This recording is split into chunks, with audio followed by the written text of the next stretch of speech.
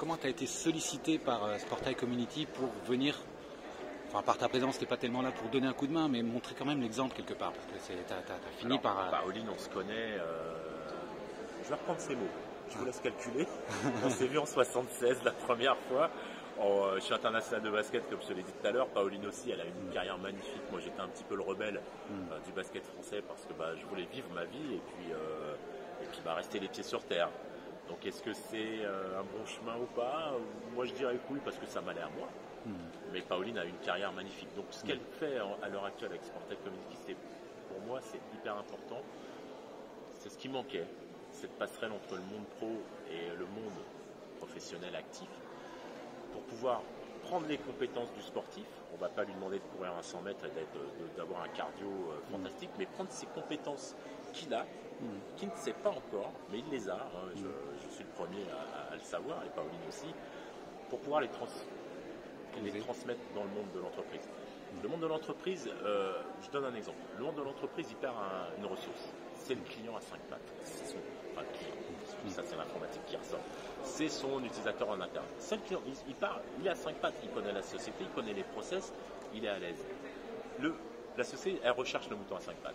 Le problème, c'est qu'elle n'a pas le budget quelque part pour le mouton à 5 pattes. Donc pourquoi pas prendre un sportif qui est pour moi un mouton à 3 pattes et demi, parce que lui, ce qu'il cherche, c'est être performant, donc il va apprendre, il ne va pas compter ses heures, il va être...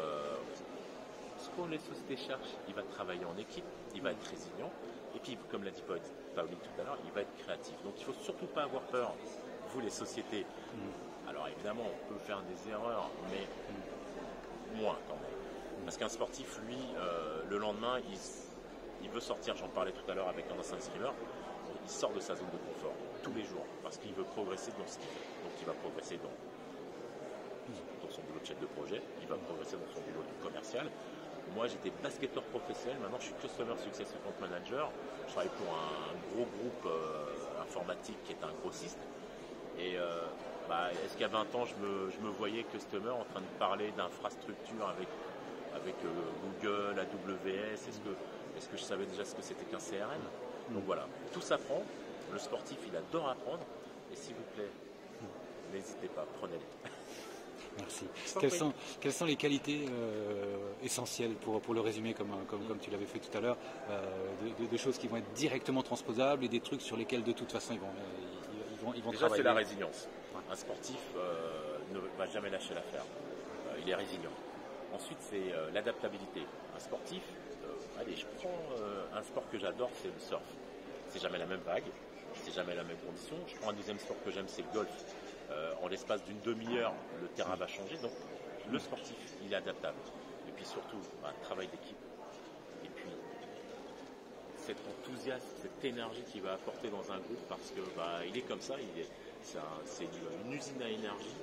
Il va vous apporter plein d'énergie et surtout, il va vous apporter une compétence que vous n'avez pas encore. C'est le travail en équipe. Lui, il travaille en équipe, un vrai travail d'équipe. Et c'est d'onboarder, puisque c'est le mot dans les sociétés, c'est d'onboarder les gens avec lui, l'emmener avec lui sur des projets. Donc ça peut être vraiment un bel animateur de groupe une fois qu'on l'a formé. Merci.